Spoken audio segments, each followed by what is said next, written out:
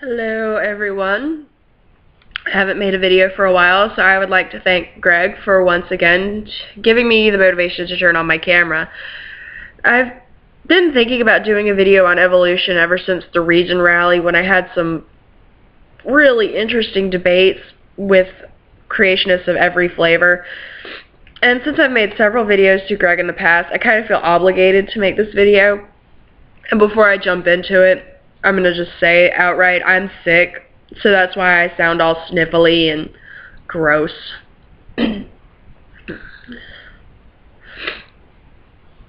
Now, unlike my other video responses to Greg, I'm going to try to maintain a certain level of civility in this video. The viewpoints expressed in his video on evolution are nothing really new or particularly grotesque, and they can really just be chalked up to a simple lack of understanding of how evolution actually works. In his video, Human Evolution, he says he wants people to stop telling him to do his research and actually tell him why he's wrong and provide a counter-argument to the points he's made. And that's what I'm going to try to do here. I always took a really keen interest in biology. It's what I plan to major in when I actually go back to college. Yeah, I'm a college dropout. Leave me alone. But I like to think I know what I'm talking about, and I'll also provide links and citations down below to validate everything. And anything that I don't provide a link for can be found in this book, The Blind Watchmaker by Richard Dawkins. It's a very good book, one of the best books on evolution I've ever read, and anybody who wants to increase their understanding of evolution needs to read this. It's really, really interesting, really easy to understand. And it's a great book, so read it. Now, before I actually jump into addressing his arguments, I'd like to first address his assertion that evolution is only a theory and not a fact. This is a common misunderstanding that many people have. A scientific theory isn't just a random guess that was thrown onto the table for lack of a better explanation. A scientific theory, within the scientific community, a theory is a concept based on current evidence, and the theory remains an accepted fact until further evidence is brought forward to refute it. Now, actually on to addressing his arguments about evolution.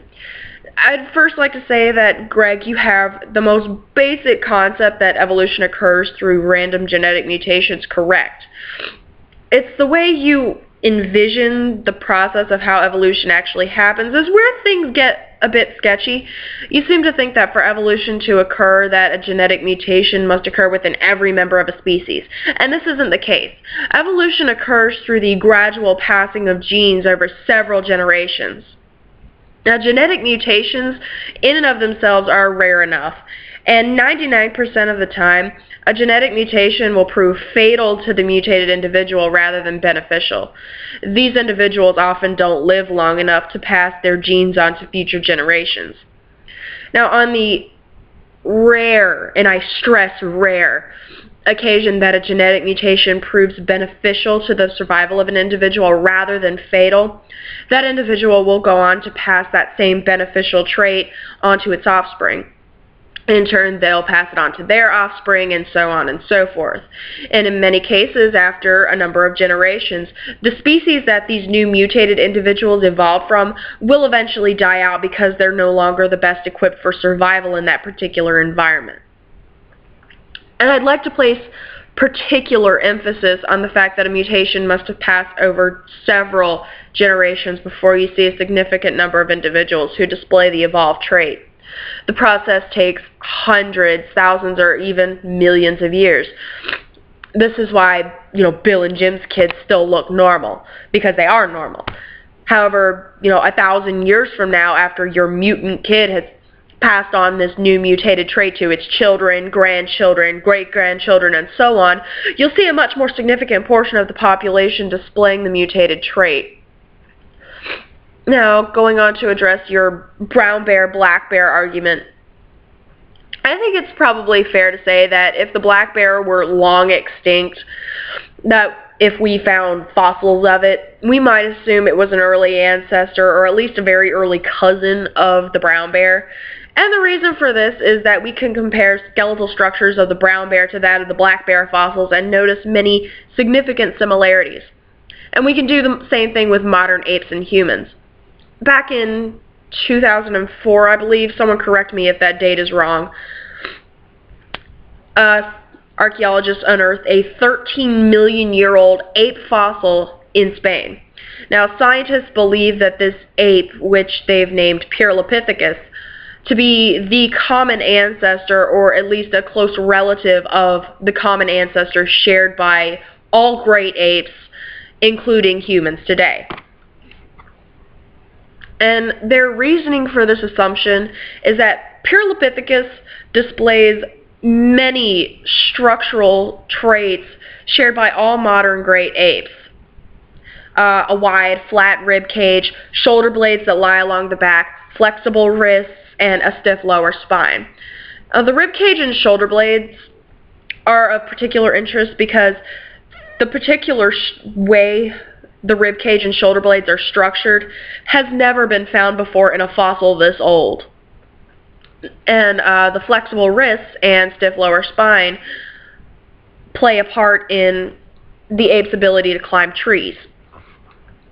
The flexible wrist, obviously, necessary for climbing trees. The stiff lower spine is believed to affect the ape's center of gravity, making it easier to assume an upright position than to climb trees. And furthermore, you can also compare the genetic makeup of modern apes and notice many similarities. All modern great apes, including humans, are more than 95% alike in their genetic makeup. You can also take human chromosome number 2 into account. Now, with the exception of humans, all modern great apes have 24 sets of chromosomes. Humans, on the other hand, only have 23. Now, you might be wondering how this is evidence for evolution. And in order to explain that, I have to explain something about chromosomes first. At the end of each chromosome, there is a genetic marker known as a telomere. Similarly, each chromosome has another genetic marker at its center known as a centromere. Every human chromosome has the standard 2 telomere markers and 1 centromere, with the exception of chromosome number 2. Chromosome number 2 has additional telomere markers at its center, as well as the standard telomere at each end, and it also has 2 centromere markers rather than just 1. Also, chimpanzees share nearly identical stretches of genetic sequence in their DNA to human chromosome number 2, only those sequences are contained in 2 separate chromosomes. This suggests that at some point during human evolution, 2 of our ancestral chromosomes fused to form our current chromosome number 2. Now, in other videos, you also get into the subject of appearances. Why do chimps and gorillas look more like our ancestors than we do? Why do people who come from different regions have different skin colors, etc.? To answer the question of why modern apes look more like our ancient ape ancestors, it's because they still live in a very similar way to that ancestor, just like our ancient ancestors. Other modern apes, such as orangutans, chimpanzees, they still climb trees, they still hunt for their food. Humans, on the other hand, don't do that. We no longer live in trees, and we use our highly evolved brains to develop tools, weapons, agriculture, so we are much less like our ancestors than these other modern great apes. As for why people from different regions have different skin tones, the answer to this is melanin. Melanin acts as our skin's natural sunblock. It absorbs UV rays and controls the amount of UV radiation that penetrates the skin. This is why peoples native to tropical areas tend to have darker skin than people from more temperate zones. Native Africans, Aztecs, South Pacific natives, and Caribbean natives, you'll notice if you take a look at pictures, they all have darker skin, thicker hair, and this is all to better protect them from the sun's harmful rays. Now, since early humans evolved out of Africa about 100,000 years ago, they would have had a much darker complexion. In other words, they would have been black. Then about 85 to 50,000 years ago, humans began migrating out of Africa to more temperate zones such as Europe. Now, with the threat of UV radiation in these colder regions reduced, it allowed for much lighter skin tones to develop. Meanwhile, in Africa and other tropical regions, the darker skin remained the norm. Now, here's where I get confused. In the midst of your ranting about skin color, you pull the racist card and say that science is racist because it suggests that black people are more primitive. And truth be told, I think you're reading way too far into it and making connections where there are none. Not a single legitimate evolutionary scientist that I've ever heard of has ever suggested such a thing. And I fail to see how pointing out the fact that the earliest humans were black because they lived in hot climates where dark skin was necessary, I don't see how that's racist. It doesn't make them less human or more primitive. It merely means that they came from a region where having dark skin was advantageous to their survival.